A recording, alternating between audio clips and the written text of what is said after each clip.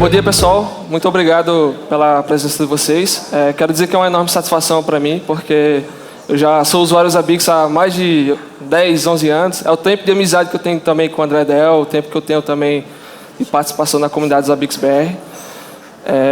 Minha apresentação, os slides estão em inglês, porque eu sei que aqui tem pessoas que vieram para o Brasil, mas são de outros países, então eu quero incluí-los, então, para que eu consiga, pelo menos, uma maior quantidade de pessoas entender pelo menos metade do que eu falo aqui. Fiz os slides em inglês, assim os espanhóis, o pessoal que fala inglês vai poder acompanhar, mas quem for do Brasil vai poder me ouvir no nosso idioma, ok? Para quem não me conhece, meu nome é Aécio Pires, sou lá de João Pessoa, na Paraíba, representando a bandeirinha lá do Nordeste. Sou analista de suporte na Unirede desde o mês de outubro, então foi uma boa experiência estar dentro da empresa que trabalha com a solução que eu já usava há mais de 9 anos. Entrei há 2 semanas no mestrado profissional em Tecnologia da Informação, lá no Instituto Federal da Paraíba. É muito bom voltar à sala de aula, recomendo vocês, a quem puder essa oportunidade, dar uma alavancada nos estudos. Sou especialista em Segurança de Informação pela Faculdade INDES e me formei em 2009 em Rede de Computadores, também pelo Instituto Federal de Tecnologia da Paraíba. E sou autores desses 4 livros aí. Talvez alguns tenham, pelo menos, ouvido falar de algum deles. Esse primeiro, ele é mais restrito, porque foi um livro referente a um produto interno da empresa ao qual eu trabalhava anteriormente. E os outros 3 são mais abertos à comunidade. Esses podem ser comprados e adquiridos, enfim. O último ali, mais recente, é o do Jenkins, foi lançado em fevereiro desse ano. Eu estou com os livros ali, quem quiser adquirir depois é só falar comigo. E fala sobre integração contínua, DevOps, Docker, então é um tema bem quente também nos projetos. E lá na Unirede eu trabalho na parte de projetos, então junto aqui com alguns colegas que estão aqui, o Alan, o César, a gente desenvolve projetos de implantação de Zabbix, mas não só Zabbix, a gente também digamos assim, capacitado para implantar outras soluções, Logstash, Elasticsearch, enfim, um conjunto, um mindset de tecnologias para atender as necessidades de acordo com os clientes.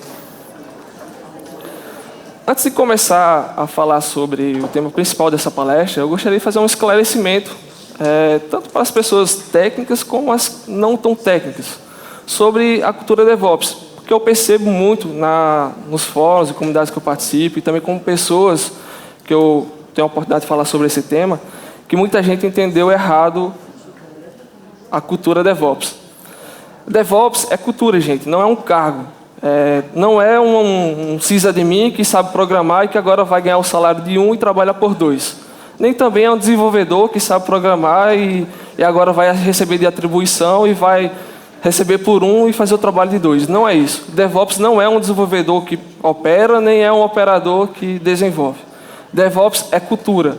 Então é o quê? É um cara que tem expertise de administração de sistemas, sentar do lado de um cara que desenvolve, que trabalha com aplicações, com API, etc. E eles conversarem entre si, para quê? Para resolver problemas que só se acham em produção.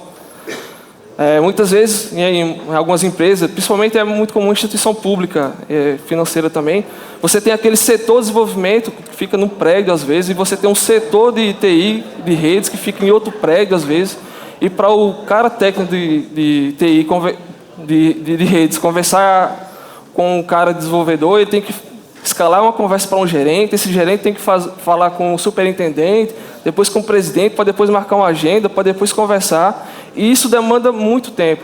Às vezes uma coisa técnica que a gente sabe resolver em 2, 3 horas, esse trâmite institucional nos obriga a implementar a solução depois de 2, 3 meses, depois de muitas reuniões, depois de muito estresse, depois de muita explicação. Então a cultura DevOps surgiu lá por um belga, que ele precisava fazer a movimentação física de um data center para outro prédio.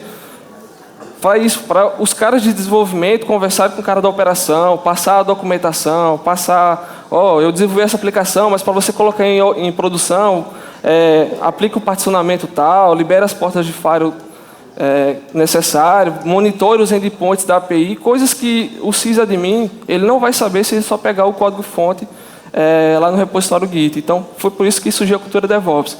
Então, assim, cultura DevOps não é um funcionário que vai fazer o trabalho de dois e também não é um cargo.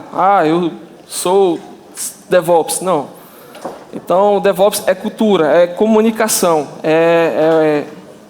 tirar aquela lacuna que tem entre a equipe de redes, de operação e segurança também,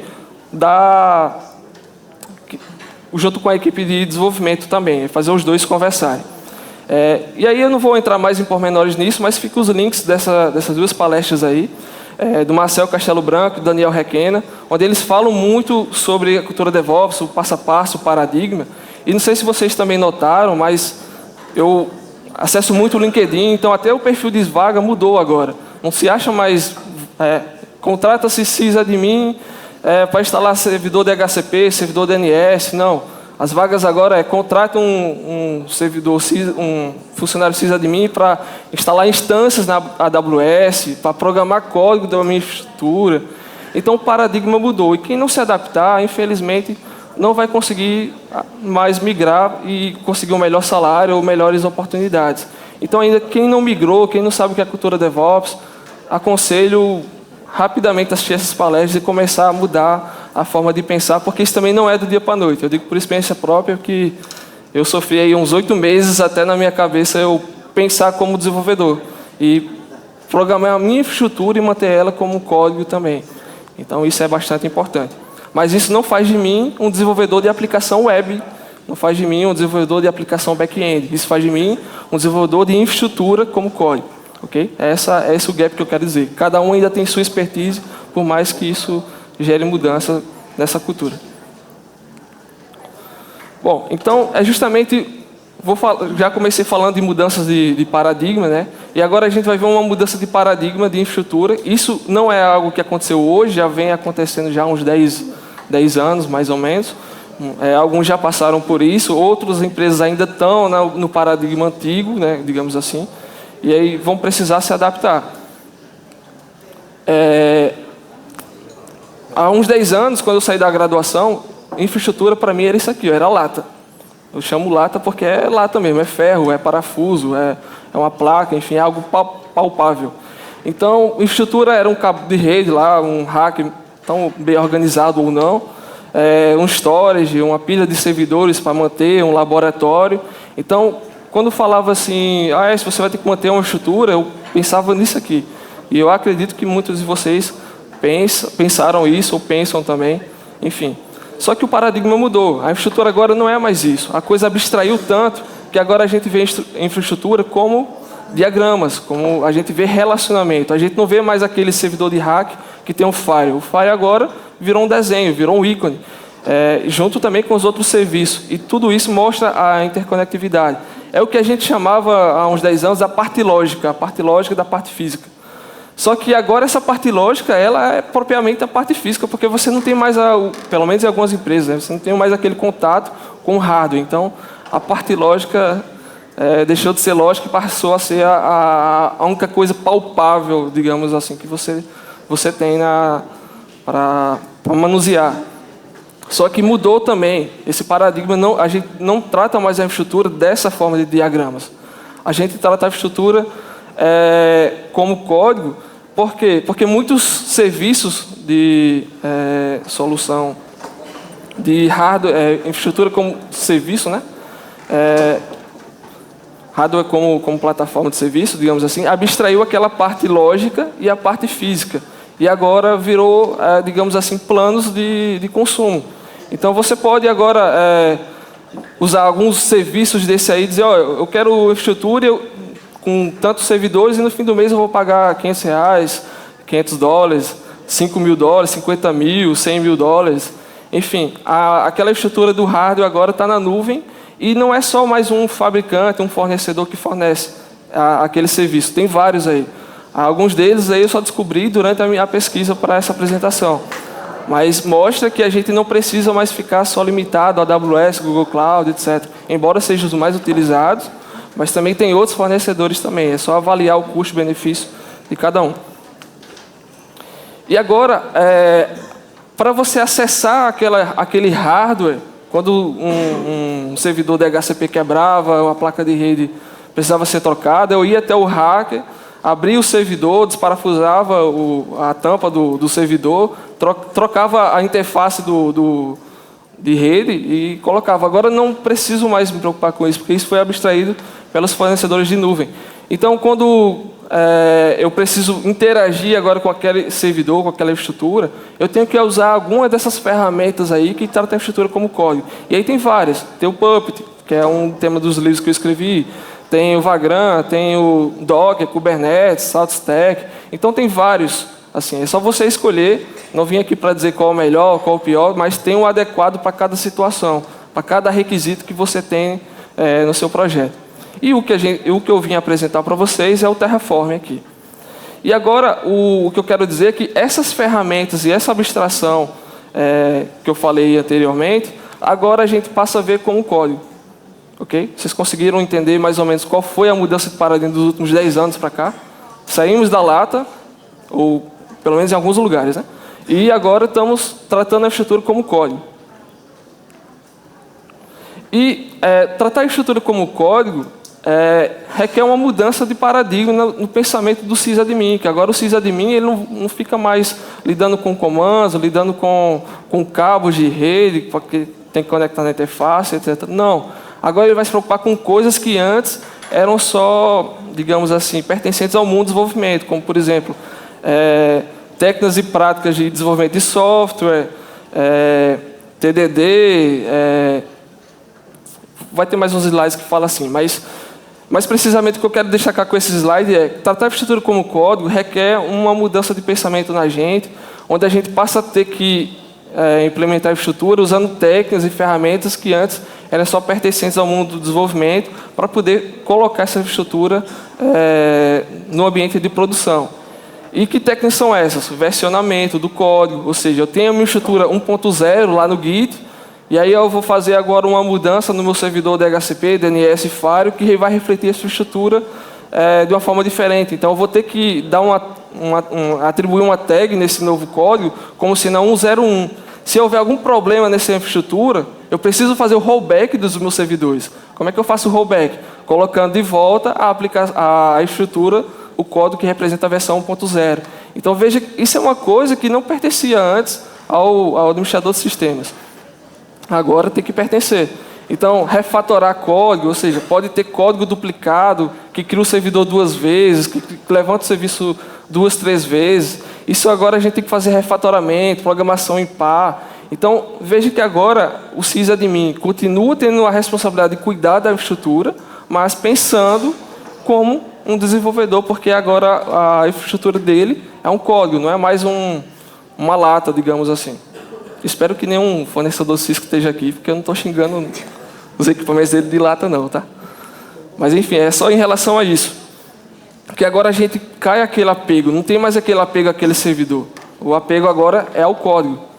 E aí o Terraform é uma daquelas ferramentas, é uma daquelas 15 ou 16 ferramentas que eu listei anteriormente, que trata a infraestrutura como código. Ele gerencia a infraestrutura provisionando, e aqui é um destaque bem importante que eu quero fazer com vocês, porque ele provisiona um ambiente completo para a aplicação funcionar, seja ela lá na nuvem, numa rede local, no seu desktop ou no container. E o Terraform ele não é uma ferramenta de gerência de configuração. Ele não é um concorrente do Puppet, não é um concorrente do Ansible, do SaltStack, nem do CFG, nem do Chef. Pelo contrário, ele provisiona a infraestrutura. Veja ele como se fosse a ferramenta que vai configurar o seu VMware, que vai configurar o seu IPv, que vai configurar o seu Oracle, a sua aplicação, os seus containers. Então, ele é uma ferramenta que se integra à gerência de configuração, mas ele provisiona tudo. Então, você não tem mais que se preocupar em criar a VM que vai hospedar o container Docker. Não. O Terraform cria a VM e bota o container Docker lá dentro.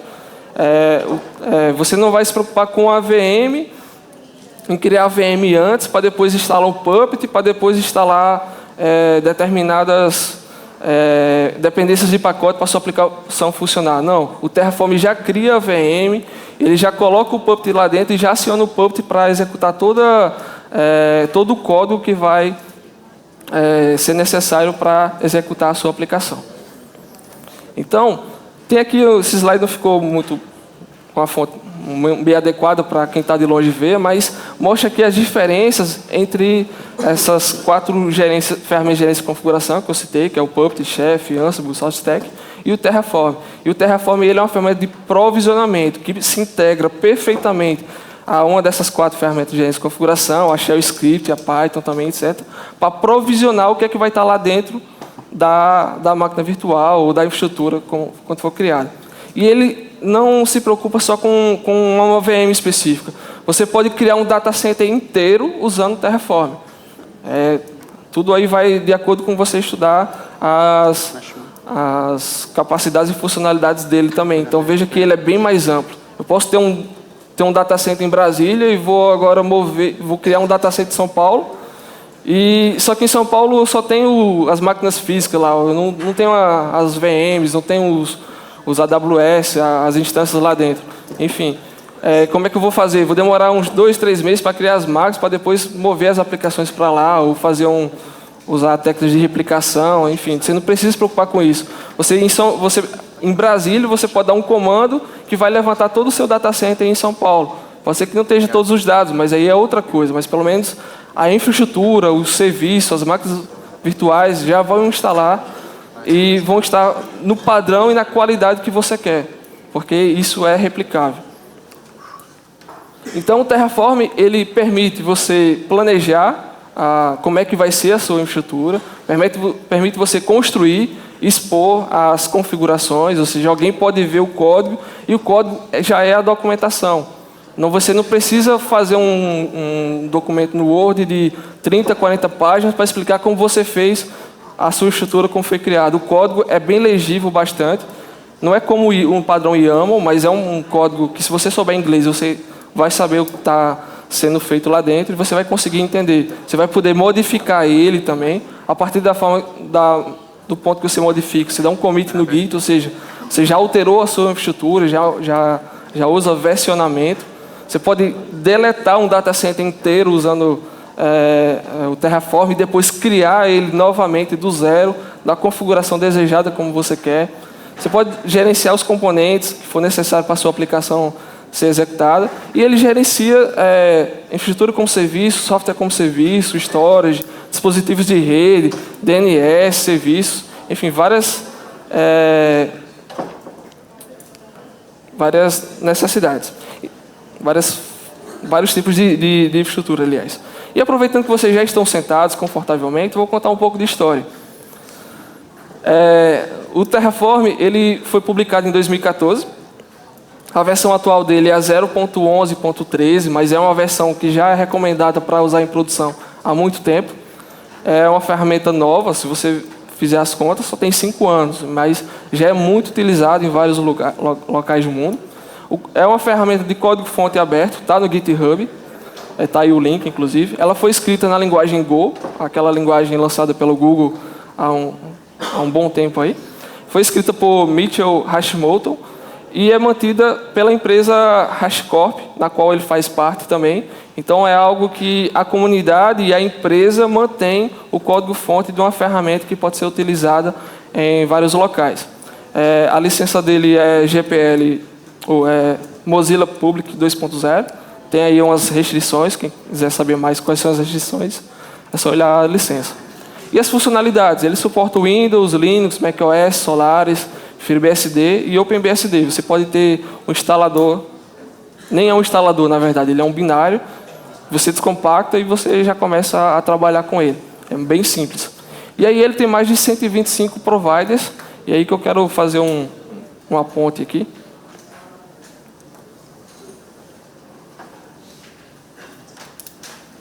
Os providers, deixa eu só aumentar o zoom.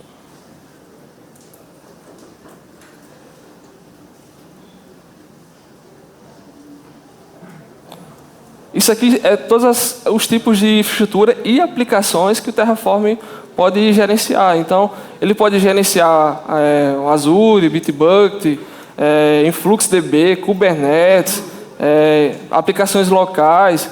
Então, assim, não é só para você criar instâncias e criar máquinas virtuais. Você pode usar ele também para configurar aplicações. E aí, eu sei que vocês devem estar perguntando o evento não é de Zabbix, né? Por que está falando tanto Terraform? Já já eu vou fazer uma ponte sobre isso. Aqui a ideia é mais lançar algo novo para vocês despertarem e utilizarem no dia a dia.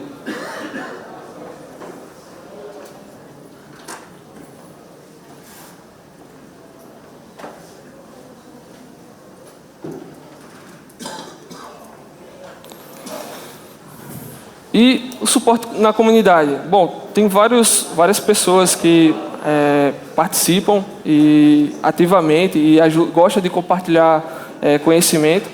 Então, tem aqui os links para o suporte empresarial, suporte comunitário, tem a documentação, também já tem livros publicados sobre o Terraform, já nesses 5 anos de existência. Então, veja que é algo que expandiu bastante nos últimos 5 anos. E aí vem aquela pergunta, né? Se o evento é de Zabbix, o que é que o Terraform tem a ver com os Zabbix? O que tem a ver é que você pode usar o Terraform para provisionar e gerenciar múltiplos servidores Zabbix como código.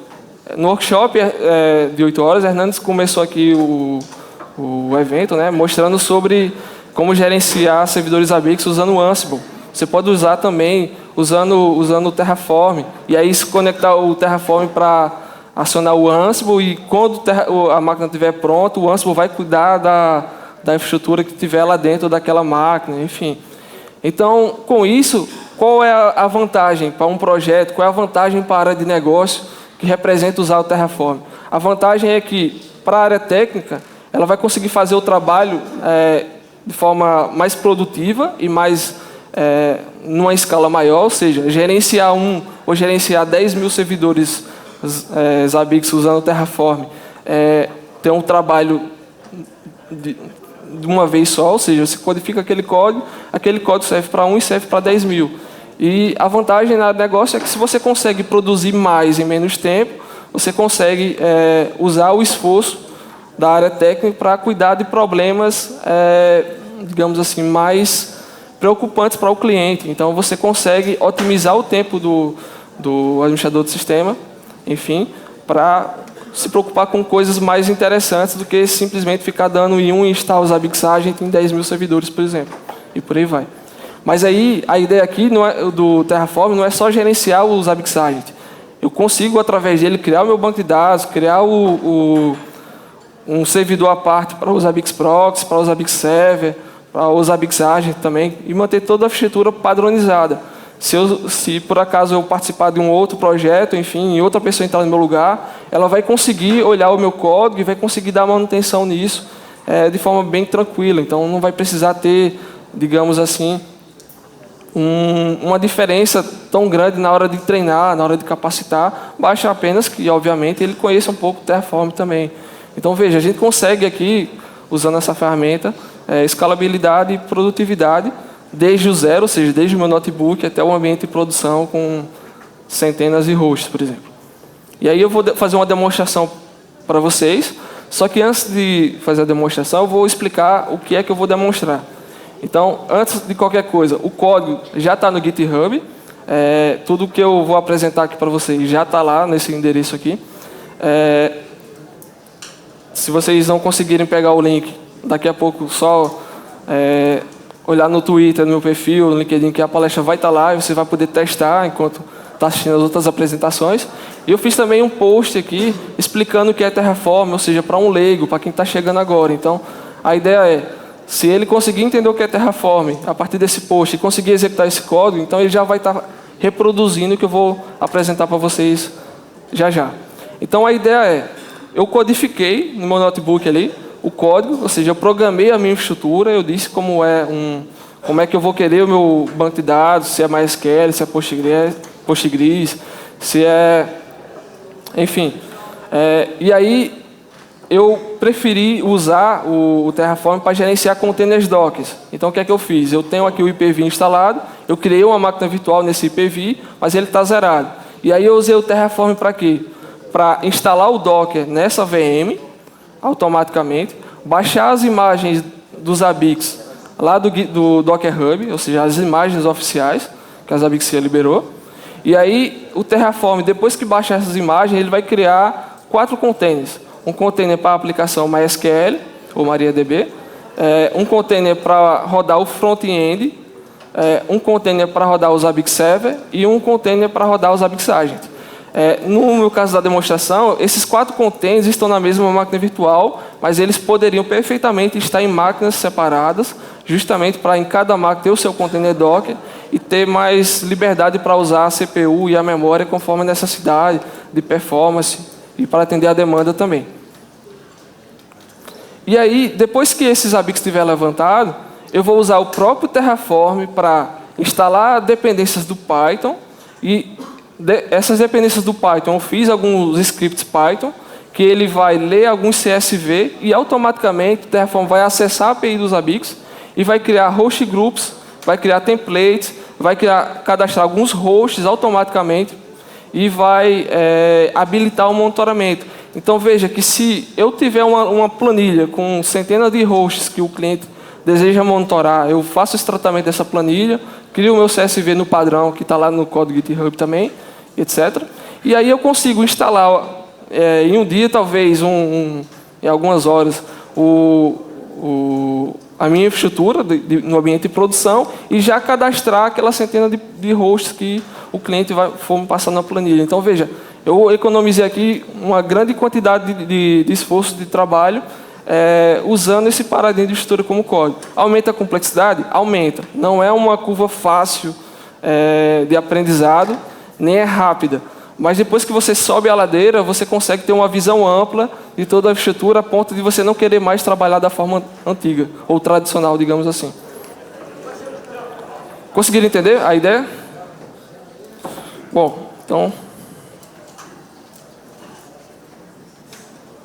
O que acontece? Aqui eu tenho essa URL aqui, essa URL Pires, ela está apontando para um servidor que está zerado, ou seja, não tem máquina virtual nenhuma, ou não tem Zabbix Server nenhuma. E aqui está, para vocês verem, ó, aqui é uma máquina virtual que eu criei no Hyper-V, é uma máquina do Ubuntu. E aí eu tenho aqui o meu código do Terraform. Ó. Esse é o mesmo código que está lá no GitHub. Então eu declarei toda a infraestrutura. Claro que eu não vou explicar o conteúdo dos arquivos, porque isso aí vocês vão entender claramente quando acessar o GitHub. Eu fiz questão de botar comentários em inglês e em português para todo mundo conseguir entender, pelo menos a ideia do que está sendo implementado, ou seja, está algo bem simples de ser reprodutível. E uma vez que a minha infraestrutura está definida, ou seja, está codificada, eu chego aqui na minha máquina e executo Terraform apply. Quando eu fizer isso, ele vai começar a baixar as imagens Docker, ó, lá do Docker Hub. Veja que está bem rápido. E depois que ele baixa essas imagens, ele já vai criando os containers. E ele vai criando o container na sequência. Eu sei que para o Zabbix Server funcionar, primeiro tem que ter um banco de dados MySQL. Então o Terraform ele cria o banco de dados MySQL com o usuário, com a senha definida por padrão. Depois ele vai levantar um container do Zabbix Server que vai se conectar a esse banco MySQL que acabou de ser criado. E depois vai levantar um container do front-end que vai se conectar também a esse MySQL. E já vai ter a senha definida, vai ter o banco, tudo padronizado, tudo certinho. Ou seja, não preciso editar nenhum arquivo de configuração do Zabbix server.conf, ou enfim, não preciso mudar nada no front-end. E vai levantar também um container do Zabbix Agent para monitorar a própria máquina virtual que hospeda a infraestrutura. E no final, o que é que ele fez aqui? Ele foi provisionar, e aí esse provisionamento, ele instalou aqui, na verdade ele testou se tem instalado as dependências do Python. Se tiver, ele não vai fazer de novo, não tem para que fazer todo esse trabalho, mas se não tivesse, ele ia instalar as dependências do Python, as bibliotecas que eu preciso instalar via pip também, E depois ele executou aqui o script, que vai criar os grupos de host, passando os dados da API, dos Zabbix. E o meu CSV, que tem lá o meu conjunto de nomes de grupos, né? E depois disso ele vai criar os hosts associando a planilha de hosts que eu tiver aos grupos que acabou de ser criado. Claro que aqui tem um trabalho manual, que é o seguinte: no Zabbix Server, quando você vai criar um grupo, ele atribui o ID do grupo dinamicamente. Então não tem como eu saber antecipadamente qual vai ser o ID que o Zabbix vai atribuir a determinados grupos lá no banco de dados. Então eu tenho que primeiro criar os nomes do grupo, depois eu tenho que acessar a fonte do Zabbix, saber quais são os IDs referentes a cada nome de grupo, quais são os templates, qual o ID do proxy também, e aí depois eu venho e alimento essa planilha de host CSV, e aí quando eu acessar a interface web, veja, eu não preciso nem configurar no front-end qual é o MySQL que vai se conectar, quais os padrões do banco, qual a porta, tudo isso eu já passei lá no Terraform de forma parametrizada também. Então eu só preciso fazer o login com o meu usuário e a senha e estou acessando a ferramenta. E ao mesmo tempo eu vejo que ele já criou alguns host groups, que são aqueles host groups que estão lá na planilha do CSV, e também veja que ele já começou o monitoramento aqui, ó, dos meus containers Docker, automaticamente, e ele já começou ao mesmo tempo a cadastrar os hosts. Ó. Isso aqui são a lista de hosts groups, ó, que eu criei agora a partir do CSV, já com o template associado, já com o host group também associado. Ó. Esse host group aqui não é padrão dos Zabbix, é um host cliente A, digamos assim, que eu criei lá no CSV de grupos de host. Quando eu importei, eu já fiz essa associação, já criei o monitoramento via Zabbix Agent de modo passivo, já atribuí também o monitoramento SMP também, e ao mesmo tempo já está atribuído aqui o meu template. Ó. Então veja que eu economizei bastante tempo, eu investi tempo programando a infraestrutura, ou seja, eu demorei para começar a instalar um Zabbix Server, mas agora eu estou pronto para instalar centenas de Zabbix Servers se for necessário. Então veja que aí há uma troca. Fazer manual é mais rápido, porque a gente dá os comandos e depois de 2 horas mais ou menos, está lá o Zabbix Server funcionando. Mas se chegar alguém e pedir para você fazer 100 vezes aquela instalação do Zabbix, você diz para ele, espera um mês, depois eu vou falar com você e vou dizer se deu certo ou não. Dessa forma não, dessa forma eu passo mais tempo, invisto mais tempo programando a infraestrutura como Terraform, e depois eu consigo escalar e implantar isso aí em grande quantidade. Agora eu vou voltar para a apresentação. Todo mundo conseguiu entender o que eu demonstrei aqui?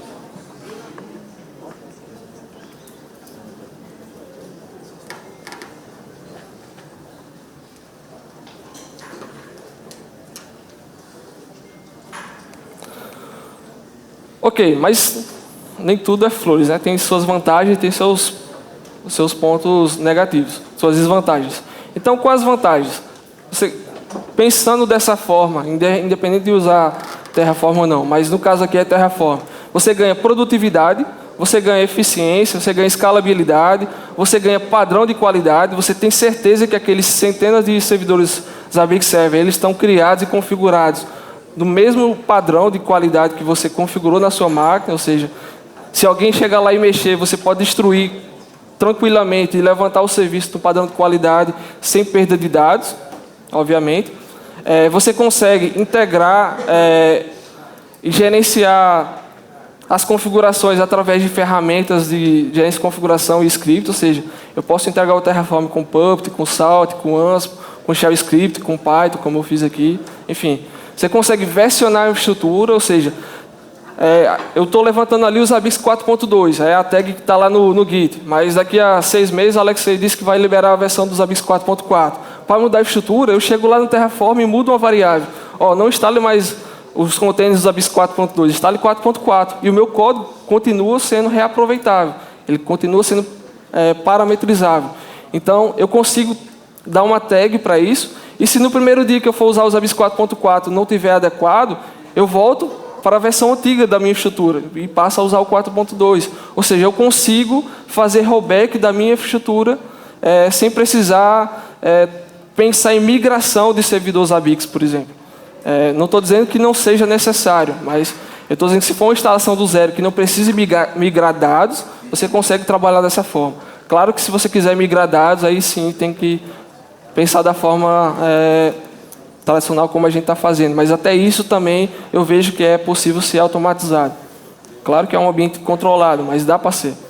Então, a documentação é o próprio código. Você não precisa entregar para o cliente assim, um PDF explicando 20, 30 páginas o que é que aquele código está fazendo. É óbvio que um cara da área de negócio ele não vai entender o seu código, mas o cara da área técnica sim. E aí, para a área de negócio, você faz uma apresentação, um documento mais com a linguagem mais alto nível para dizer o que é que o objetivo do código, como eu expliquei para vocês antes. Tem esse gráfico aqui, vai criar esse container, esse outro, esse servidor, etc. Mas os comandos em si é o código. Outra coisa é que ele permite backup da sua infraestrutura, isso tem muito a ver com versionamento também. Você permite fazer integração contínua, entrega contínua e deploy contínuo, ou seja, eu posso pegar o meu código do Terraform, integrar com o Jenkins, e toda vez que eu mudar o meu código, o Jenkins vai ser acionado e vai testar aquele meu código no ambiente de teste, no ambiente de homologação, no ambiente de produção. Então eu consigo, digamos assim, ter um maior padrão de qualidade para levantar um simples Zabbix Server. Mas também é o mesmo padrão que vai ser usado para levantar centenas ou milhares de servidores. Depende da sua demanda de clientes também. Mas nem tudo é flores. As desvantagens na versão gratuita do Terraform, o Terraform não é uma versão 100% gratuita, tá? Ele tem um código-fonte aberto, mas ele não é 100% gratuito. Então ele tem duas versões. Ele tem a versão comunitária, que essa é grátis, e tem a versão Enterprise. Na versão comunitária, você não tem uma interface web. Isso aí você consegue ter apenas na interface Enterprise. Ou na versão Enterprise. Na versão gratuita, você não tem relatórios com gráficos apresentáveis para negócio, você não tem exportação de PDF, CSV. Isso aí você tem na versão Enterprise. Claro, na versão comunitária é só linha de comando, você não tem efeitos visuais, você não tem notificações, quando a infraestrutura foi criada, quando a infraestrutura do Terraform foi destruída, quando ela foi atualizada, esse tipo de notificação por e-mail, por Telegram, enfim, você só consegue ter na versão Enterprise. Então, e também você não consegue monitorar eventos que ocorram na sua infraestrutura que sejam da alçada do Terraform, digamos assim. O que seria eventos? Caiu o data center A e eu tenho que automaticamente levantar o data center A de novo com a nova versão do código que está lá no Git. Então, esse tipo de coisa você não consegue monitorar na versão gratuita do Terraform. Mas aí, essa apresentação que eu mostrei para vocês tem alguns trabalhos futuros. Primeiro, é um bug, um ticket que eu levantei lá na Zabbixia. O Alexei está aqui, é muito importante a presença dele. Que aí a sugestão é até algo que a gente conversou internamente lá na Unirede, que seria a implementação dos ECACs, né? Os Zabbix, a configuração dos Zabbix como código, e aí usando arquivos YAML. E eu fiquei muito contente quando o Alexei mostrou a apresentação dele, porque dos slides 21 a 24, ele já está aplicando essa teoria aqui para templates. Então ele já mostrou que na versão do Zabbix 4.4 a gente não vai precisar editar arquivos XML para alterar determinados parâmetros na criação de um template, de um item, de uma trigger. Mas eu gostaria que isso fosse aplicado para todas as seções do menu configuração e menu administração dos Zabbix.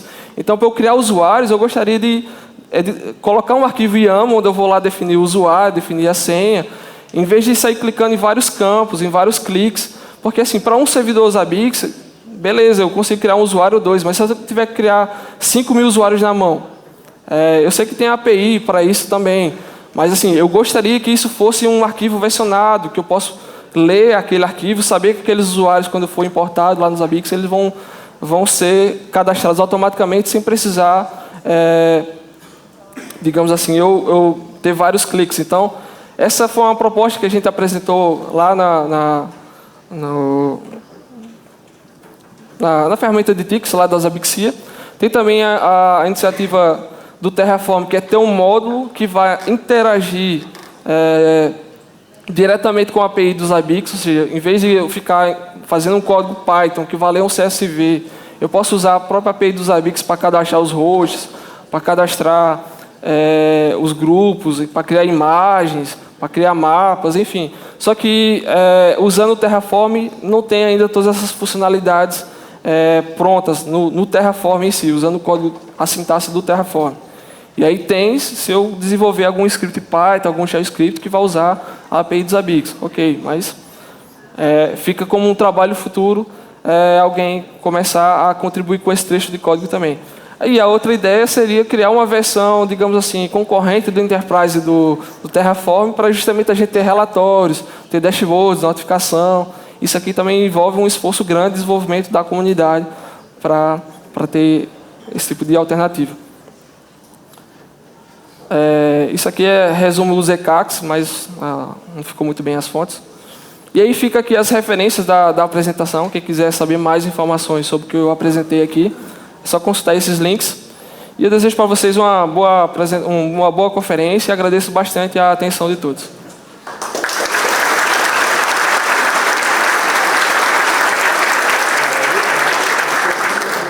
Senhores, espaço para 2 perguntas.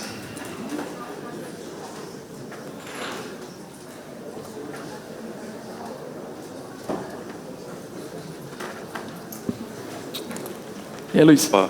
E aí, tudo bom? Parabéns aí pela apresentação, tudo.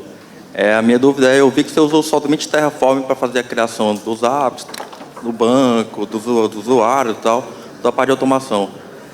Você não pensou em usar também Docker Compose? Você fez alguma comparação de tempo, sobretudo no Terraform, sobretudo no Docker Compose?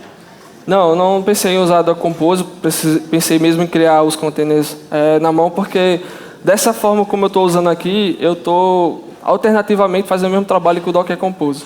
Mas eu só quis demonstrar o uso do Terraform com os Zabbix na apresentação. Eu preferi usar Docker porque é uma coisa mais simples, mas o Terraform tem capacidade para ir mais além do que só ser uma alternativa ao Docker Compose. Tá?